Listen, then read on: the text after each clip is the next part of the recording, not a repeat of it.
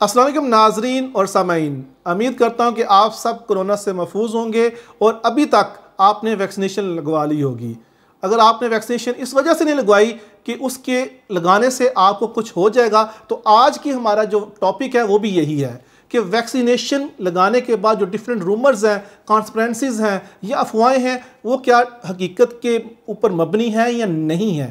तो उनको हम वन बाय वन डिस्कस करेंगे। लेकिन इससे पहले ये देखना पड़ेगा ये फैलाता कौन है, ये कॉन्स्पिरेंसीज हैं, ये पॉलिटिकल बेस है या ये कोई और वजह है। तो इसके सबसे इंपॉर्टेंट सोर्स है वो क्या है? Social media, Facebook, Twitter, Instagram या इलेक्ट्रॉनिक मीडिया जितना भी है।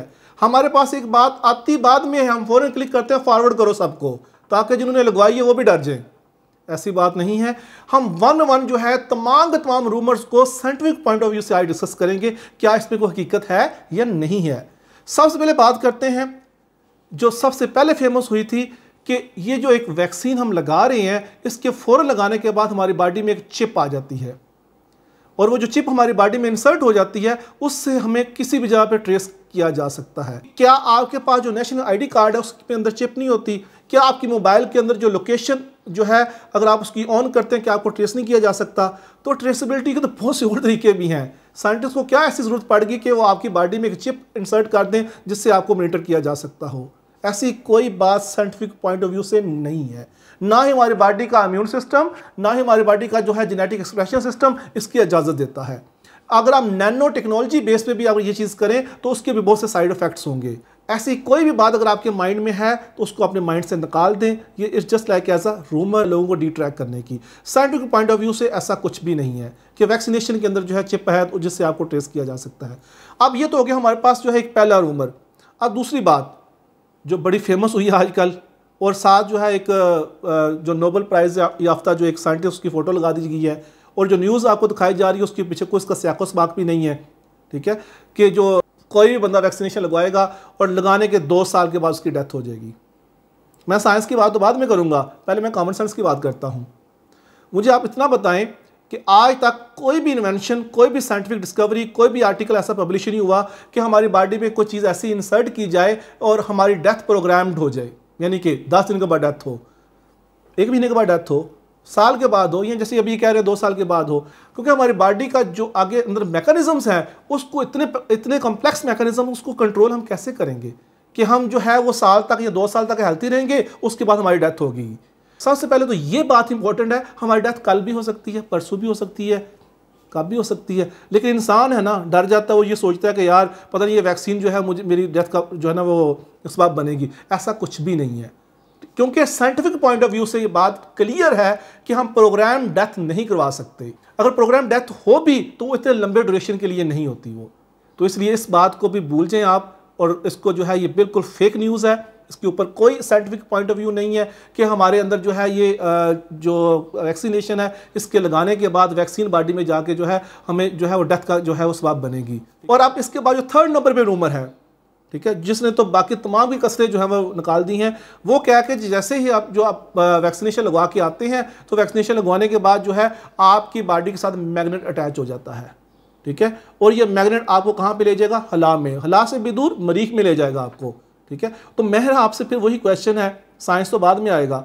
जो लोग इतनी कोशिश कर रहे हैं चांद पे जाने की, दूसरे स्टार पे जाने की, तो अच्छा नहीं कि वैक्सीनेशन लगवाएं और दूसरे स्टार पे चले जाएं।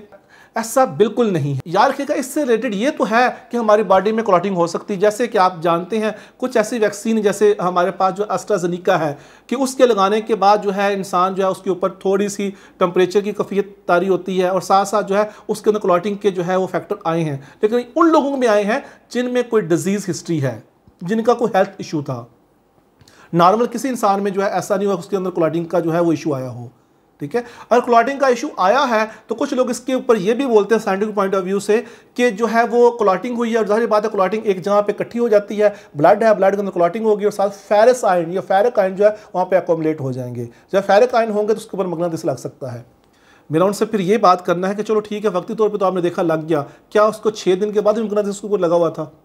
जैसे क्लॉटिंग खत्म होगी वहाँ मगनेटिस का असर भी खत्म हो जाएगा। तो ये भी बिल्कुल क्या है? फेक है।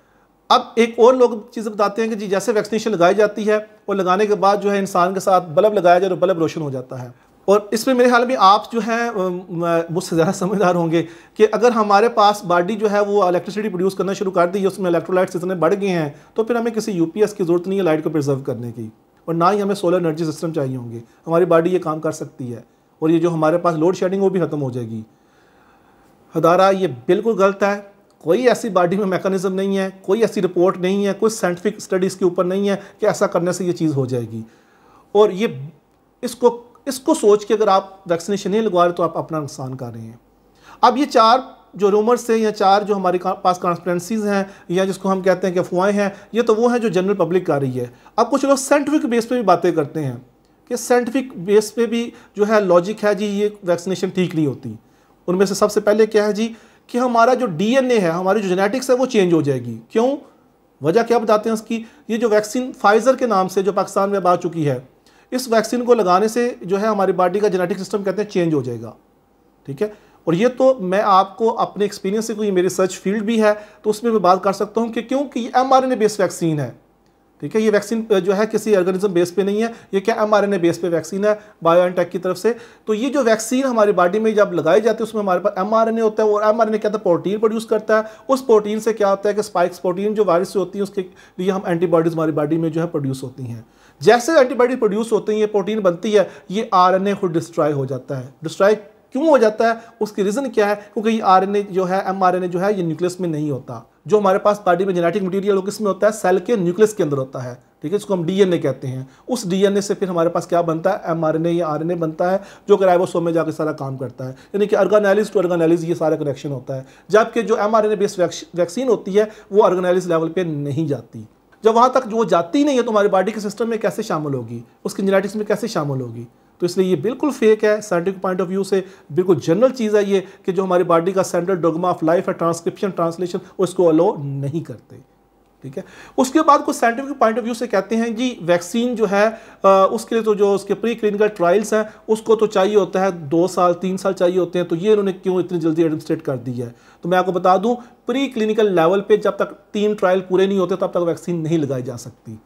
तो अब कोविड को भी जो है 1 साल और 7 माह से ऊपर का टाइम हो चुका है, तो अब आप देखें कि मोस्टली जो वैक्सीन है प्री क्लिनिकल जो ट्रायल्स हैं वो पूरे कर चुकी हैं।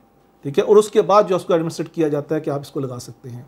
और फिर कुछ लोग जो साइंटिफिक बेस पे ये भी न्यूज़ जो है वो छपती है, लेकिन जो न्यूज़ ऐसी छपती है वो पीयर रिव्यूड नहीं होती, यानी कि वो किसी जर्नल में नहीं जाती, उसको रिव्यू नहीं किया जाता, साइंटिफिक कमेंट्स उस पर नहीं आते। वो जर्नल एक जो है वो एक लेटर टू एडिटर हो सकता है, वो जर्नल एक न्यूज़ हो सकती है। ठीक है, उसके ऊपर आप अपने कान ना धरें, उसको छोड़ दें। आप वो ये कहते हैं जी इससे जेंडर चेंज हो जाता है। ठीक है, तो मेरे ख्याल में इतना आसान तो नहीं है कि आप अगर जेंडर को हम चेंज कर लें किसी भी इंसान का, तो ये बिल्कुल फेक है। साइंटिफिक पॉइंट ऑफ व्यू से इसकी कोई लॉजिक नहीं मिलती है कि जो है इस पर जेंडर जो उसका चेंज हो जाता है। ठीक है, किसी ने मुझे जो है वो चैनल पे ये पूछा था कि अगर किसी को कोरोना हो चुका है, ठीक है, और वो कोरोना होने के बाद रिकवर कर चुका है, वो यानी कि ज़ाहिर बात उसमें इम्यूनिटी आ चुकी है, क्या उसको वैक्सीनेशन लगवानी ज़रूरी है? यस, याद रखेगा उसकी एंटीबॉडीज तो बन चुकी हैं, लेकिन अपने इम्यून सिस्टम को मज़ीद स्ट्रॉन्ग करने के लिए वो बंदा जो है 6 वीक के बाद जो है वैक्सीनेशन करवा सकता है। ठीक है, ताकि उसकी बॉडी के अंदर जो है वो उसकी इम्यूनिटी जो है डबल जो है वो बूस्टअप हो जाए।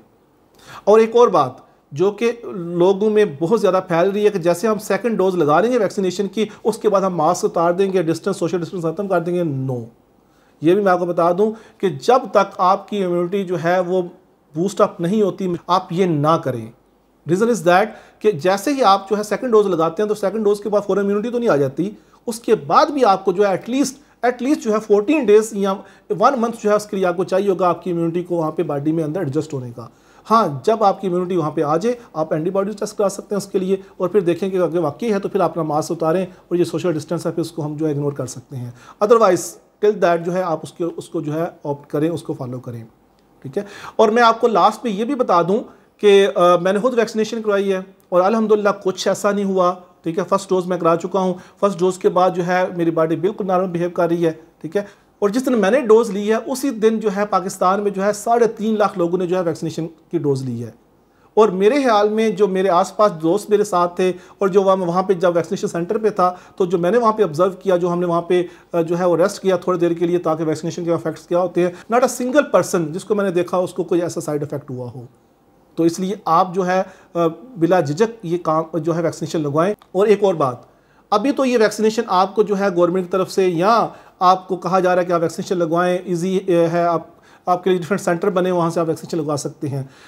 लेकिन आज से कुछ महीने के बाद ये पूरे का पूरा जो वर्ल्ड है वो ट्रांसफ़र होने जा रहा है किसके ऊपर? वैक्सीनेशन कार्ड के ऊपर। यानी कि आपने ट्रैवलिंग करनी है फॉरेन कंट्रीज़ में, आपके पास वैक्सीनेशन कार्ड है। आपने यूनिवर्सिटी में जॉब करनी है, यूनिवर्सिटी में एंट्री है तो वैक्सीनेशन कार्ड होना चाहिए। आप स्टूडेंट हैं, क्लास में आना चाह रहे हैं तो वैक्सीनेशन कार्ड होना चाहिए। आप कोई भी जॉब कर रहे हैं जहाँ पे पब्लिक आपकी डीलिंग होगी तो आपको पहले आपका वैक्सीनेशन कार्ड चाहिए होगा। तो फिर तो आपने मजबूरी में, बल्कि आपने पैसे दे के लगवानी है फिर, तो क्यों ना कि उसको बचने के लिए आप अभी से ये लगवा लें। और उन चंद बातों की वजह से, जो कि मैंने कहा सारे के सारे रूमर्स हैं साइंटिफिक पॉइंट ऑफ व्यू से, और आप वैक्सीनेशन नहीं लगवा रहे, ना सिर्फ अपना नुकसान कर रहे हैं, और वो जो आपके प्यारे आपके साथ रह रहे हैं, आपके घर में, आपके घर वाले, घर के अफराद, उनको भी आप नुकसान पहुंचा रहे हैं। एक और बात कि वैक्सीनेशन लगाने का प्रोसेस इतना जो है वो जो है मुश्किल नहीं है, बड़ा सिंपल सा है कि आपने 1166 पे पहले जो है अपना आईडी कार्ड टेक्स्ट मैसेज करना है आपने, तो आपको जो है एक कोड मिल जाएगा वहाँ से, ठीक है। उस कोड को लेके आप जाते हैं और वहाँ से आप रजिस्ट्रेशन जो डेस्क होता है वहाँ पे आपको एक लेटर मिलता है रजिस्ट्रेशन का। अब वो भी नहीं है, अगर आपकी एज 30 या 30 से ज़्यादा है, या आपकी एज जो है 19 ईयर से ज़्यादा है, और आप किसी जगह पे जॉब कर रहे हैं और आपके पास वहाँ पे आपकी जो जॉब जैसे टीचर्स के लिए है, तो आपकी यूनिवर्सिटी कॉलेज का जो है वो आईडी कार्ड आपके पास अवेलेबल है, ठीक है, तो आप वो ले जाएं, उनको दिखाएं, तो आपकी रजिस्ट्रेशन वहीं पे हो जाएगी। तो फर्स्ट स्टेप इज़ दैट कि आपने रजिस्ट्रेशन करवानी है। वो आप जो फॉर्म लेके चले जाएंगे नेक्स्ट डेस्क के ऊपर, नेक्स्ट डेस्क के ऊपर जो है उसी फॉर्म के ऊपर लिखा होता है कि आपका टेम्परेचर चेक किया जाता है और ब्लड प्रेशर चेक किया जाता है। अगर नॉर्मल है तो ठीक है, अगर नॉर्मल है तो आपको रिकमेंड करते हैं आप पानी पिए, थोड़ा सा रेस्ट करें, उसके बाद दोबारा आएँ। अगर आपका नॉर्मल है तो आपको फिर नेक्स्ट थर्ड डेस्क पे भेज देते हैं, जहाँ पे आपके पास जो है वो वैक्सीन अवेलेबल होती है, जो आपको वैक्सीन लगाई जाती है। और जैसे वैक्सीन लग जाती है आपको, और उसके बाद आपको कहा जाता है कि नेक्स्ट आगे एक बेड है, उस बेड पे जाके आप रेस्ट करें 10 मिनट्स के लिए, ताकि आपको ऑब्जर्व किया जाए कि साइड इफेक्ट्स हुए हैं या नहीं हुए हैं, ठीक है। तो ऐसा कुछ भी नहीं मैंने देखा वहाँ पे कि किसी को जो है इसके कोई इफेक्ट हुए हों या नॉर्मल कंडीशन वहाँ पे देखी जा सकती हो। अब मैं लास्ट पे आपको सिर्फ यही कहूँगा कि आप जो है इन कॉन्स्पिरेंसीज के ऊपर अपने कान ना धरें, जितनी जल्दी हो सकता है वैक्सीन लगवाएं, ताकि आप अपने आप को महफूज करें और आपसे हम महफूज रह सकें, और जितनी भी ये जहाँ जहाँ पे आप जॉब करते हैं, जहाँ घर में रहते हैं, वो लोग आपसे महफूज रहें। अब मैं उम्मीद करता हूँ कि आप जो है जल्दी से जल्दी वैक्सीनेशन लगवा लेंगे। Thank you very much.